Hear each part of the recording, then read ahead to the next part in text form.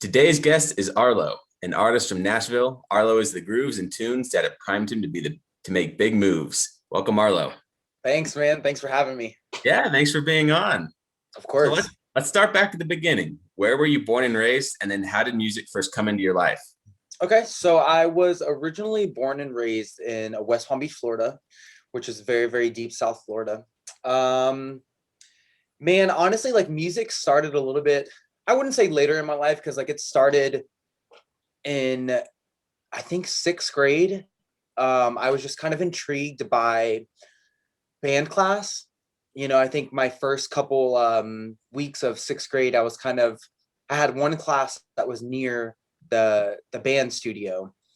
So it's just I was so intrigued every time I passed it in the morning and I just saw them all, setting up their instruments and stuff like that. And it kind of sparked my interest in playing an instrument. So my mom actually took me in a couple weeks after that first year had started of sixth grade. And we talked to the band guy and kind of sat down and he told us a little bit like what they do in the band class and stuff like that. And I decided that I was going to pick up the trumpet. Nice. So that's kind of where I wouldn't say my love for music started because like I'm definitely more of a vocalist than an instrumentalist, but that's where I kind of started the process of falling in love with music. So I played trumpet all through middle school, which was great because it taught me how to read music. It taught me how to, hear different keys and kind of, it kind of intertwined with my voice more than I thought it did, which I didn't realize until I was a little bit older. But my love for music really started in my ninth grade year of high school when I started like theater class. So that's where I kind of found out, what the stage was all about, and I was able to really express my voice and my artistry on stage through Broadway or drama class or whatever you want to call it.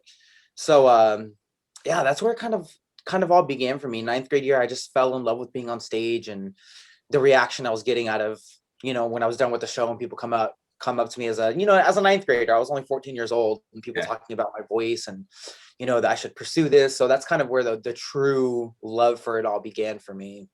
What were some of the roles you had in those plays in ninth grade? Man, I've played in my first role that I did, which was big in my high school because like my high school for the year I landed my lead role as a freshman in the musical, it was Seussical the musical. Nice. So I actually got the lead role of Horton the elephant, which was ironic, because I'm a foodie, so it fit me perfectly. But I was the first freshman in 14 years to land the lead role at my thing or at my high school, so that was kind of cool. But I did Seussical the musical, I did Sound of Music, West Side Story. Oh my God, A Christmas Story. There was just so many, which I only did drama class for my ninth grade year and part of my 10th grade year because I actually ended up dropping out of high school my Uh, going into my junior year of high school to pursue music full time. Interesting. That's super Yeah, cool. yeah, it was. What kind of music were you listening to growing up, all the way from Oh your youth? God, there was so much. Like I went through like phases, and I feel like a lot of people do that because like when you're trying to find like your sound, you go through. I went through like a phase of where like in middle school I was very kind of emo-ish and I was listening to like POD, System of a Down, Evanescence, like that whole like scene, Taking Back Sunday, 3 Days Grace, Yeah. all those good bands. But then I went into high school and I kind of fell into like a country stage where I was listening to like a lot of country, like Tim McGraw, Kenny Chesney, all the greats, Faith Hill. I mean, the list can go on and on. Awesome. And it wasn't really until I was out of high school that I really kind of started to fall in love with pop and R&B. And I just feel like it kind of I was kind of drawn more to pop R&B just because it was more complicated to sing. You know what I mean? That there were runs and there were different melodies and everything was just so interesting, So it gave me a little bit of a challenge sometimes singing some of these songs and a lot of these pop songs and R&B songs, they have big notes in them and stuff like that. So it was always a challenge, and I loved being challenged vocally. So that kind of led me into really deep diving into like R&B and pop music. Interesting. Yeah, it's cool to hear. Yeah, it So was. Did you start to take your voice seriously in ninth grade, like as soon as you start theater, or when did you start to take your voice like really seriously, dial it in? Um, Honestly, it wasn't until like I took my voice seriously in ninth grade, but I didn't understand what I had in a way. I wasn't like really fully aware of my capabilities like as a vocalist. So it was 2014 that I got a call from someone who had found me on Instagram, and they're like, "Hey, like you should come audition for American Idol this year." Wow. So I was like, like I was kind of like skeptical of the shows just because I knew a few people that had auditioned, and I kind of knew a little bit about the process. So I was a little bit skeptical of like all the contracts and stuff, but I was like, you know what, like I'm 24 years old, like I want this, like let's go ahead and just give it a shot. And then I actually ended up just like making it past the cattle call. And the next thing you know, I was on the producer round, and I just kept going and going in the show. So I was like, okay, well, like maybe I should just like do this and like really deep dive in. And at this time when I was on American Idol, I didn't have like my own music that I was working on. Like I didn't have like any studio projects that I was working on. I didn't have any plans for single releases and stuff like that. So that year of Idol, I actually made it to the top 30. Wow. And when I got cut from the top 30, man, it's just like something clicked in me. And I was like, my drive and want to be a musician and an artist was so heavily like I couldn't like ignore it. Like there was no way I could ignore what was calling me. So I just went into the studio and I just really started owning in on my sound. And I started I had always wrote before that. Like I've always been like a writer, like as far as like even just poetry and stuff like that. I've always loved to write. So I had a few little songs that I had written, and just out of curiosity, once I got off Idol, I was like, well, like maybe I should, take this into a studio and see what a producer could do for me for it. So then I just began really working on like studio projects, single releases and stuff like that. And I was working with different producers. And like I feel like at that time is when I really was like, okay, like I want this, like I want to be an artist. And that's when I really started to like truly take care of my voice and really put myself out there and start booking sessions and start booking songwriting sessions and stuff like that. Like so like right after Idol, it was probably like 2014, 2015 is when I really like pulled the trigger on everything. Gotcha. Now that's really cool. And it's interesting to hear that, when you'd think that when some people get kicked off American Idol or don't make it through the final round or whatever, Yeah. you would think it would kind of shut them down in a way and kind of get them discouraged.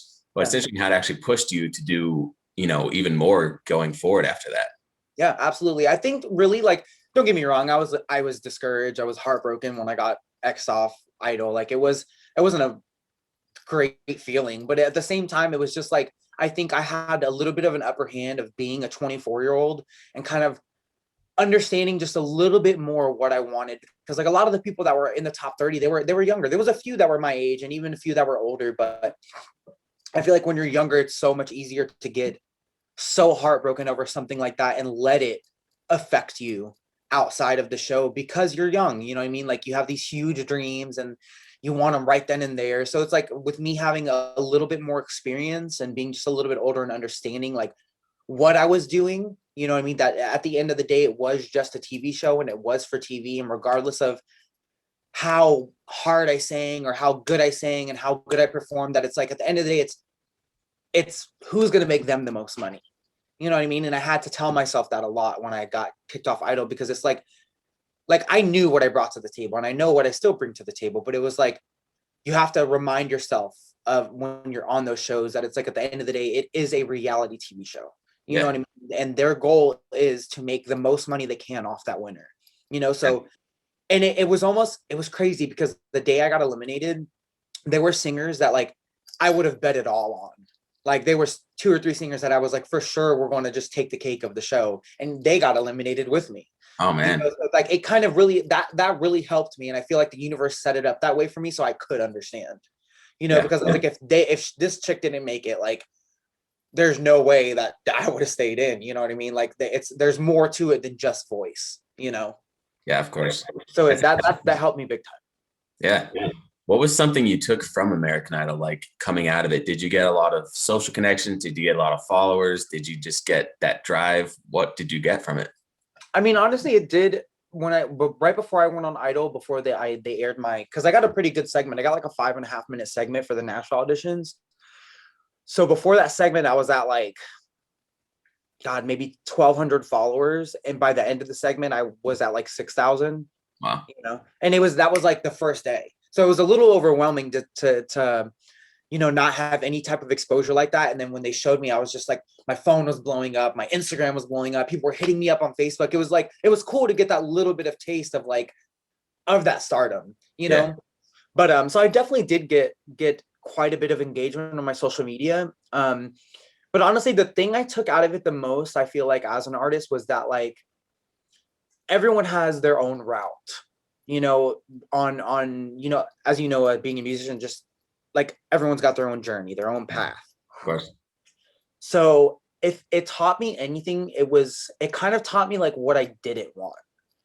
You know what I mean? Like it was just it was very quick. And it was a little inauthentic. You know what I mean? It was just like they were almost like someone was just handing it to me. Yeah. And to me, that just like, I didn't want that. I've always been like a really hard worker. And it's like, when I want something, I want to be able to put in the work to achieve it. So it kind of taught me the direction I didn't want to go with my music, or like, I knew, because there was just so many other options once I got off that. I had The Voice hitting me up and America's Got Talent hitting me up, but it was just like, it steered me clear of all that. Interesting. So yeah, but the experience in general was great because like I made so many friends, which I definitely took away from the show, because a lot of those friends I'm still talking to this day, and a lot of them are doing big things. Like we have one girl named Jax that was just featured on Ellen for her little things that she does on her little reels that she posts on Instagram. Daniel Seavey was on my season, and he went on to the top 10, I think, and he is now the lead singer in that new boy band Why Don't We. Oh, wow. So it's cool to have those connections where like some of the people are doing really, really big. So I mean, it definitely had a lot of pros and cons to it. I think the pros outweighed the cons, but I took a lot from it. And I also grew as an artist, because when I was on the show, I had this whole idea of like wanting to be this certain type of artist. And I just thought I knew what I wanted my sound to be. And then once I got off, it's like everything changed. You know what I mean? It's like I knew who I wanted to be even more. Yeah.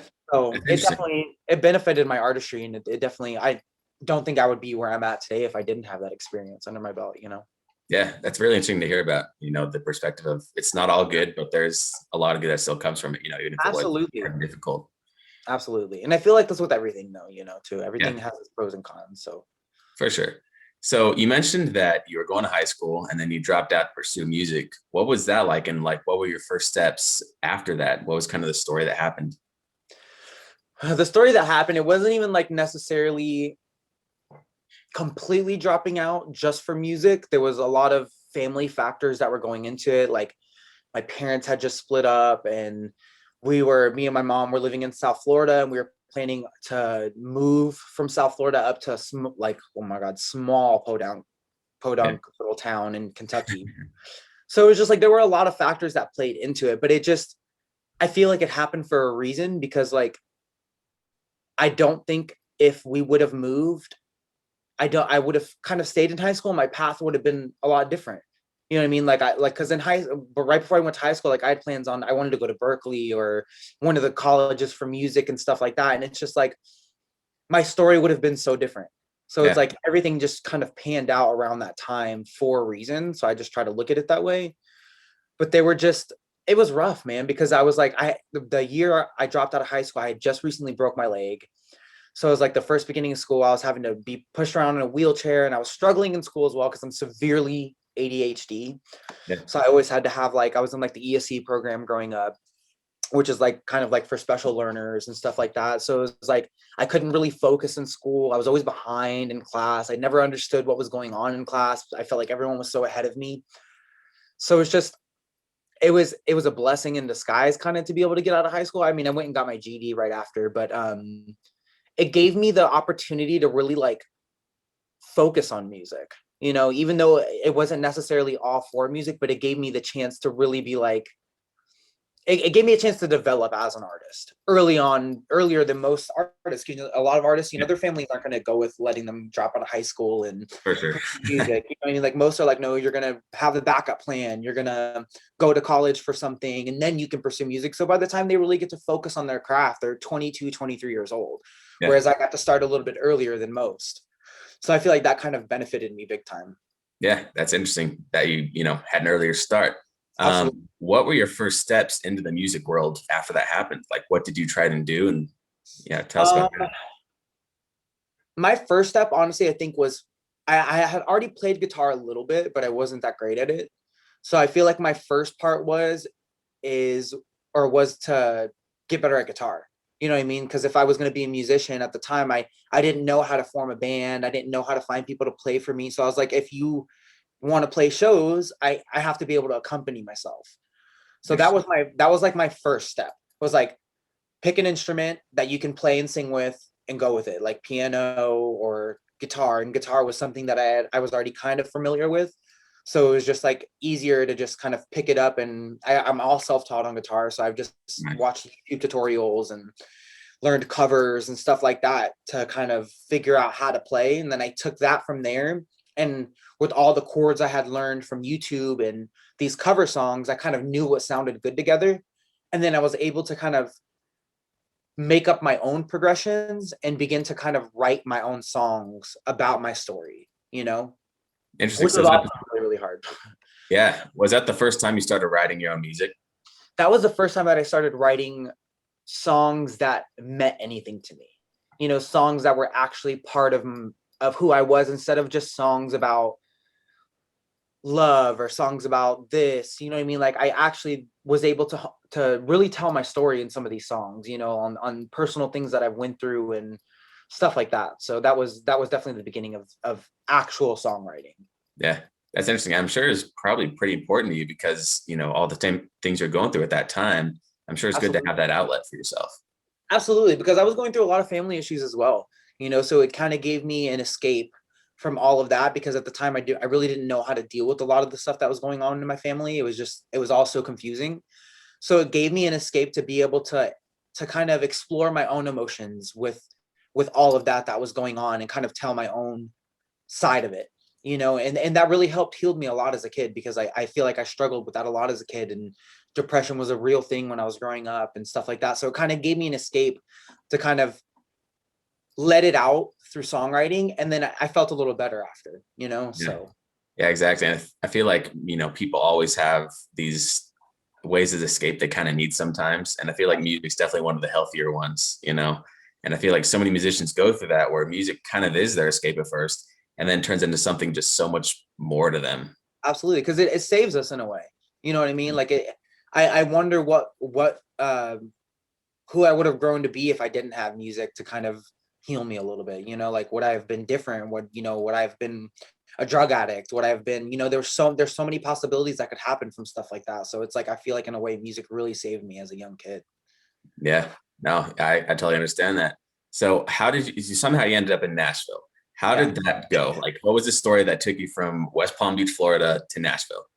So in 2007 is when me and my mom left Florida. We moved up to a very small city called Jamestown, Kentucky.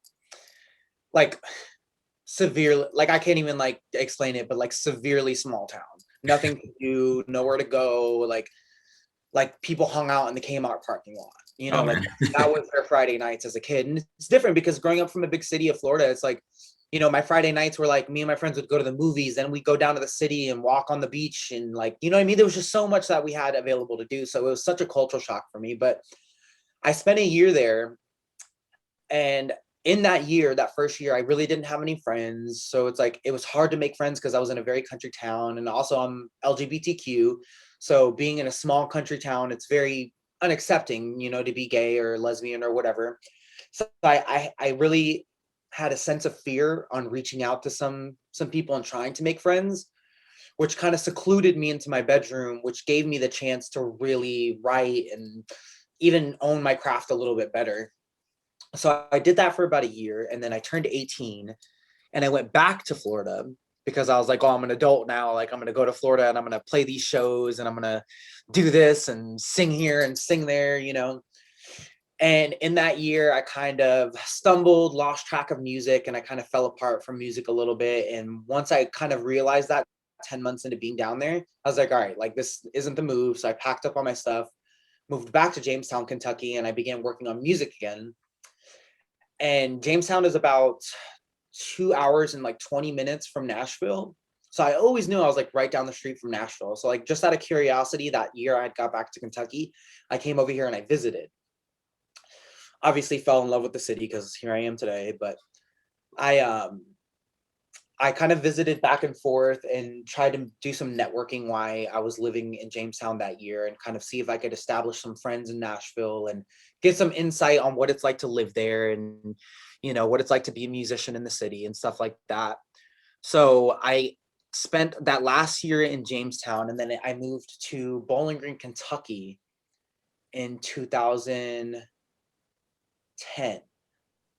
I got a job. I was going to hair school at the time, and I was working in Bowling Green, and I ended up meeting someone, and I got involved in a relationship, which ended up like keeping me in Bowling Green for a little while. But Bowling Green's only 45 minutes north of Nashville, so I began commuting back and forth about like 3-4 times a week, working in the studio with a guy named Christian Fiore and developing my sound and writing songs and stuff like that with him. And then it wasn't until 2 years ago I was still in my relationship, and I was just kind of like in a little bit of a, I was doing a lot of music stuff, but I was in a low place emotionally. So I literally just kind of like up and left. You know, I Wow. I looked at my partner and I was like, you know, like I think I'm gonna move to Nashville, and it was just time. You know, the relationship wasn't what it was in the beginning, and we both kind of fell out of love. So everything kind, in a way, everything kind of just aligned. You know, like it wasn't nothing that I was aligning on my own. It was just the universe was working things out for me, and I didn't even know it. Yeah. So I ended up leaving my partner in 2000. What is it? 21. I ended up leaving him in like the end of 2018, and I just up and moved to Nashville. And the first year here was rough, but Yeah. I mean, I'm still here, so that's how I kind of got here. Yeah. Well, that's awesome. It's crazy how the universe, like you're saying, how it took you there, how it seems like Absolutely. all these pieces, I mean, they took some time, but Yeah, eventually they fall in place to make you where you're at now. And that's absolutely. amazing. Yeah, because the day I left, like honestly, like there was nothing wrong at the time. We were in a good place in our relationship, but it's just like there was this calling, like that I didn't even know how to explain it. I don't think I'll ever know how to explain it, but there was something inside of me that just like literally got me off the couch, packed all my stuff, and just up and left.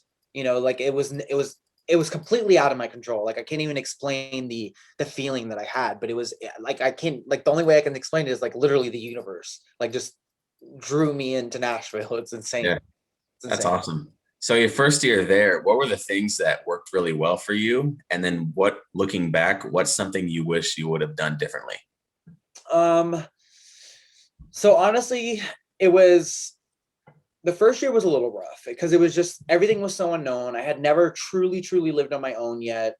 So I was kind of combating being a 28-year-old living on his own for the first time, as well as trying to figure out like what to do with music. Because I feel like as an independent artist just starting off, which I'm not just starting off, but I truly feel like the past 2 years was like my true beginning. You Yeah. know, it's where I really started to make some noise and really started to like release music and stuff like that. But it was trying to combat being a normal human and juggling like that normal life on your own, as well as like trying to pay for music, trying to pay for the studio, trying to book shows. So it was a little confusing in that first year, but I really wish the one thing I would have done different is instead of just living with a non-musical person, which it's funny, but I call them muggles, like Yeah. Harry Potter, like the Awesome. non-magical, the non-musical. Yeah. Yeah. So it was a little rough living with someone who wasn't a musician because it was kind of hard to practice at home because they didn't understand, and to them it was just kind of noise. And I feel like if I would have moved straight in with musicians, I would have had a little bit more inspiration behind everything. You know, there would have I feel like I could have taken stuff from their stories, and I could have kind of learned from them. a little bit more and made a few more connections with musicians and guitar players and producers and stuff like that. So I've learned from that first year big time on like, okay, well, like next time when I move out of this lease, like I need to make sure that I find musicians to live with. Yeah. Yeah, it's interesting to think about sometimes how there even are people who aren't musicians in Nashville. It seems like it's so Absolutely. many. Absolutely. And there's quite a few, honestly. Like there's a, don't get me wrong, it's like a very saturated city with music, but there's also a big scene of non-music people as well. Interesting. So yeah, Yeah, it's a how very did you corporate scene. yeah, how did you get to releasing your first song? Like what was that like? What was the process? What was the writing like for that? The writing for my first two singles, which my first single was Trip All Night that I did with a rapper named Bryce Green. Um, I honestly like I was writing on guitar a lot when I wrote those first two singles. I wrote both of those first two singles completely by myself on guitar. And then I took it, I had Trip All Night finished on guitar, but it just felt like it was just missing a part. You know, I felt like it wasn't like all the way there yet. So I took it into my producer I was working with at the time, which is Christian Fiore. And he kind of, you know, did the whole thing that producers do. And he started finding sounds and we sat and picked sounds for it. And I was loving everything. We had a completely finished song. We had a hook. Everything sounded great, but it just like, it still felt like it was missing a piece. So I was at the time being managed by a man named Sean Carnes, who runs Nashville Underground Entertainment, and he was managing a rapper named Bryce Green. So he kind of linked us up, and I was like, this could be really cool with a rapper on it. So I just kind of pitched the song to Bryce, and Bryce came back with this incredible part of the hook, and then he came back with a third verse that was just disgustingly good. And I just took him to the studio, and he recorded it. And at that time, once I got the master back for it, it just everything felt right with that single.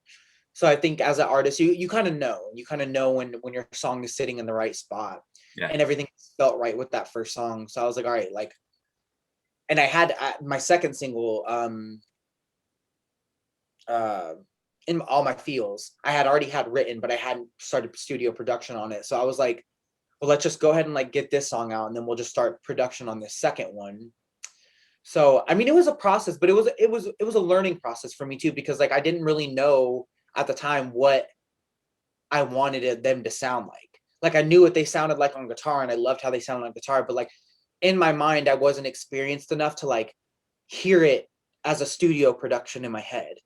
So it was a battle of finding sounds that I like and finding different instruments that I wanted in it. But well, luckily, I had a producer that really, like Christian really knew what he was doing, so he was able to kind of guide it a lot. And he, in a way, it was like almost like he knew what I wanted, because it was just like every sound he was pulling up or sounds he would find were they would just fit it so well. So I was very fortunate to have a producer that was able to take the front seat in that, because a lot of producers sometimes they don't mind to take the front seat and be creative, but a lot of producers sometimes are like, well, what do you want? And at that time, I didn't know what I wanted. You know what I mean? So it was nice to have someone that could kind of drive the, take the steering wheel on that. Um, so that's kind of how the first two singles went. And at the time, those were really the only two songs that I had that I was interested in releasing. So then after that, after those first two releases, my lease was almost up at my old place.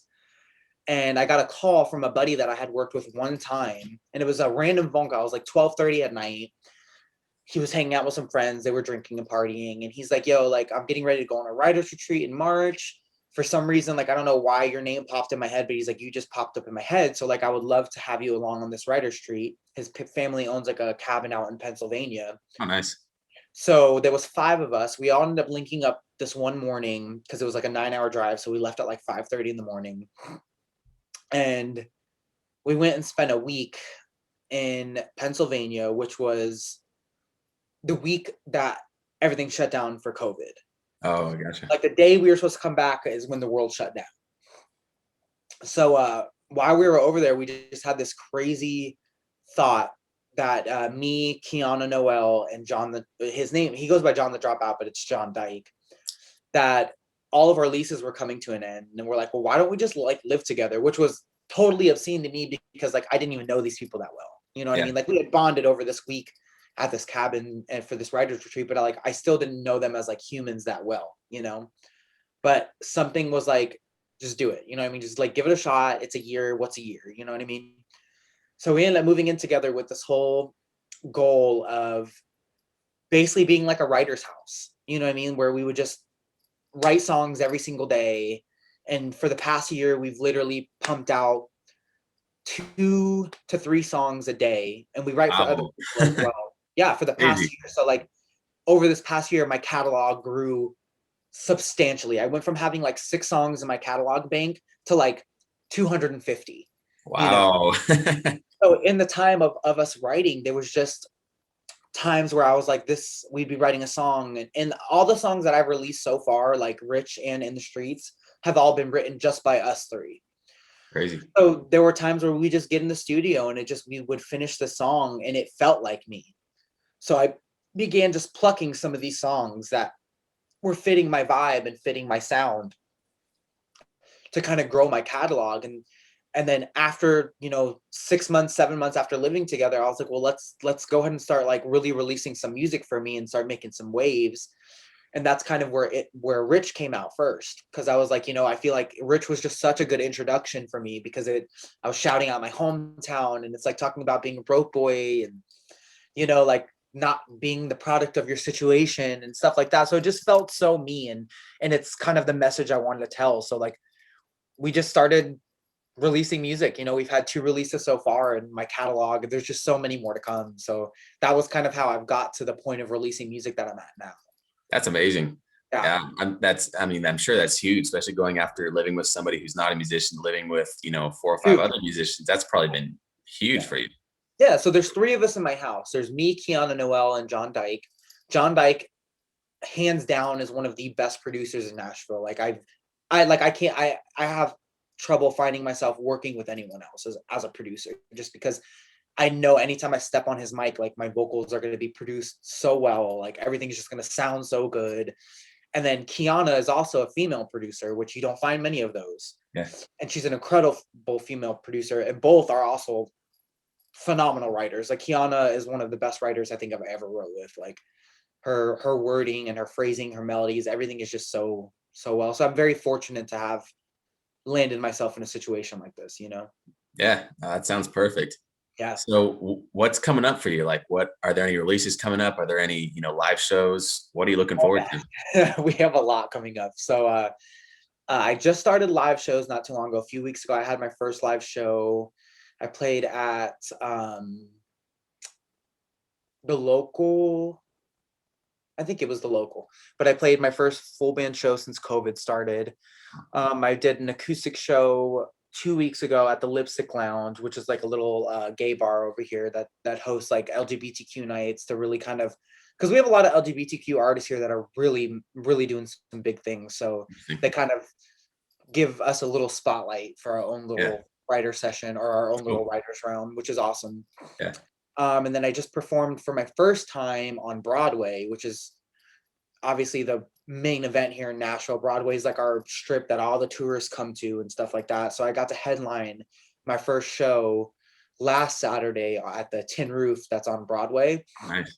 which kind of set it all off for me, because there was a lot of people there, and it's leading to some more live shows and stuff like that. But man, we have live shows linked up. I have so many releases that we're like getting masters back on that we're working on. But for right now, I think I was having trouble in the beginning, kind of being a little scatterbrained with my releases. Like I was looking at it kind of like I was trying to go for a release every 3 weeks to kind of make noise, because I knew eventually if you're releasing something every 3 weeks, you're gonna build traction regardless of anything. Like it's gonna Yeah, happen. But I just feel like these songs are so good that I'm not giving them enough time to resonate with people. So I've kind of pulled back on trying to maximize my releases. So instead I'm trying to maximize each release. So I want the marketing to be right for everything. So as of right now, In the Streets obviously has been out for like a month or two now. So I've just been kind of riding the coattail of that and just promoting that. And then we actually have a remix coming out for In the Streets, which was done by Michael Hendricks. or Herrick's, Michael Herrick's out in Los Angeles. Awesome. So I feel like this remix is really such a summer song. It's so much fun. It's total club scene. So I feel like right now we're just kind of getting a game plan going for the release of the remix because we're trying to get it in clubs, festivals, and stuff like that. So I feel like right now we're just working on the marketing and planning of that release. Not saying things can't change. I mean, June is obviously not that far away, but it's far enough to where I can maybe pop one release in there in between. But as of right now, that's the game plan, of just waiting till June, writing it out, and kind of just making this next remix release the best it can possibly be, and try to gain as much light and notoriety from labels, publishers, and stuff like that. But I'm currently trying to pitch to publishers to work out a publishing deal. Like, I'm just trying to get myself set right now. I want to get out Yeah. of the restaurant job and stuff like that because I still work a regular day job. So right now my goal is to just focus on this next release and get myself some type of deal, whether it be a record deal or a publishing deal or whatever. So that way I can just focus on my music. Yeah. Keep building that foundation, I guess. Absolutely. Absolutely. So Yeah. right now it's all about connections and trying to meet the people that can really plug me into where I need to go. That's awesome. So in the future with your releases, do you see yourself keep on releasing singles, or do you want to release EPs and LPs, or kind of what's your strategy for that, do you think? Um, I'm a little old school when it comes to that. So, when I first released Rich, the game plan with all of us was to do a bunch of singles because the singles there for a long time were the thing to do, just to keep releasing singles. But then I started working with, I got this little production deal with Journey on Entertainment, which is ran by Zeke Stokes and Ty Herndon. And Ty Herndon's a very successful country singer here in town. Well, globally, but also he's just really known very well in this town. So I was able to get a lot of advice and stuff from him on like what to do as far as releases. So he's kind of the one that kind of drew me back, and he's like, listen, like, try to maximize each release instead of pumping them out and not getting any notoriety on them, because he's like, if you pump them out too fast, you're not giving enough people to resonate with the song and really understand the song and love the song, because like before they can really love it, you have another one coming out. So now they're like, oh shit, now I have to go to this one, and now I got to listen to this one, and then you got another one coming out, and it's just like, it's like almost music ADHD. Yeah. So I'm a little bit old school when it comes to releases, and I feel the want and the need inside of me to do an album because I love body of works. I've always loved body of works because it entails a whole story. You know what I mean? This single is just is focusing on one aspect or one emotion, and a lot of the times when you're pumping out singles, they don't go together, because this one is about being rich, this next one's about Paris, this next one's this, you know what I mean? They don't coincide in a way. Yeah. So I feel like I just have so much to say about my life and about people that are in my same situation, people that have grown up with parents that are addicts, people that have grown up with no parents, people who have had it hard, who have dealt with depression. Like, I feel that it's important for me to share my story so that maybe someone doesn't feel so alone. And I feel like the way to do that is with an EP or an album, and at this point it's like I could do 2 EPs, but I don't know. I feel the need to put out an album, like I want a 12-track album where people can really indulge in a body of work of mine and understand me more as an artist, because like obviously my song Rich and stuff like that they're still bops and they're fun and they're great to dance to, but they still tell a story. You know what I mean? Like Rich is a very real story of mine where it's like, I went out to LA with American Idol and I tried to live that fancy life, even though I was broke. And, like you try to impress people even when you don't have the means to impress and stuff like that. So I just feel like there's just so much more that I want to say that I'm going to need to do a body of work to be able to get across to my fans. That's an interesting point. I like that. I like how you're putting it. And it seems like you keep getting these instincts that come up, like the one that took you to Nashville just on a whim and all these other things. And I think it seems like that instinct is pushing you to make an album. So that makes sense. Yeah. Like I just kind of follow, I'm not religious, but I'm very spiritual. Yeah. I believe in the universe and energy and stuff like that. And it's like a lot of times, like we're so caught up with life and caught up with our stress and bills and this and that sometimes we just forget to stop and just look around, because like the universe will give you everything you need. it'll tell you everything you need or you need to have, you know, like it'll give you feelings, it'll give you emotions, it'll send you signs.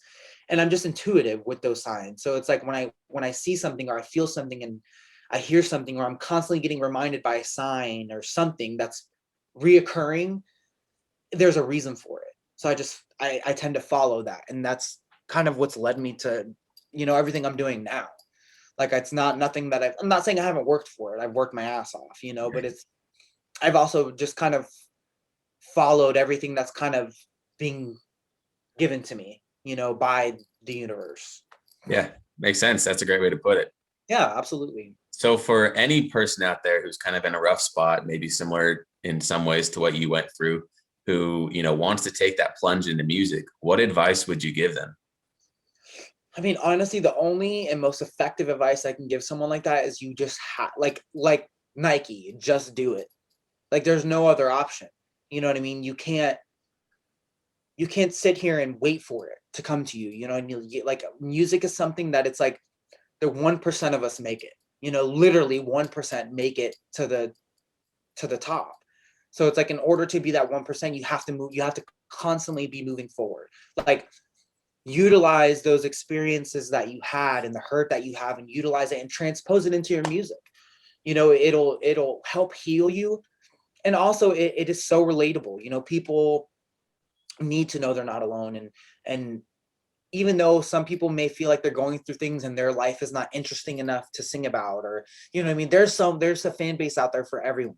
You know, everyone, there's someone that's going through the exact same thing you're going through, the exact same thing I'm going through, and if not even worse, you know. So it's you have to be courageous with music, and you have to believe in yourself. You know, like a lot of people I feel like that are going through hard times, like it took me a long time to kind of know that like nobody's going to care about your music like you are, you know. So therefore it's like, what does it matter what you're doing? You know, what does it matter what your sounds like? If you're making music and it's making you happy, that is enough, you know. And that'll transpose, that'll transcend to other people as well, Yeah. because there's something relatable in everyone's story, you know. Like your life seems boring. Like a lot of times I look at my life, and with this whole new TikTok thing, I'm like, well, I don't have anything interesting to talk about or any interesting videos to make on TikTok because my life is not interesting.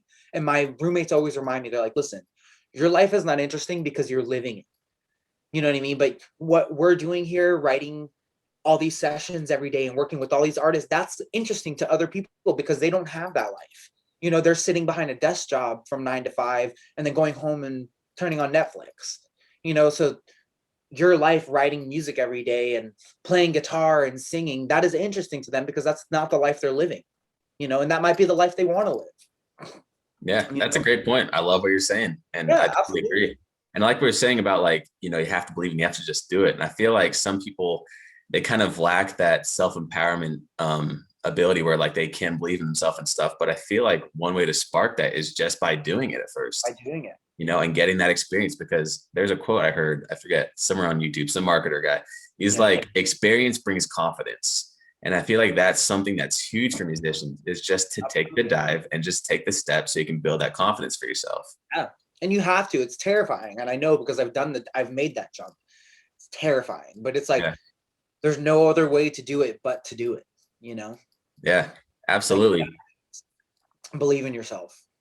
Yes. 100%. Hey, well, thanks for talking with me today, man. It's been great to hear your story and your experiences. And I've learned a lot. I think other people will learn a lot too. And Good. you know, I'm honestly a fan. I think your voice is just amazing. And I think your songs are great. And I think things are going to happen, you know. It all takes time, but I think you're on the right track. I mean, I'm trying. I'm gonna make it. I'm gonna make it if it's the last thing I do. 100%.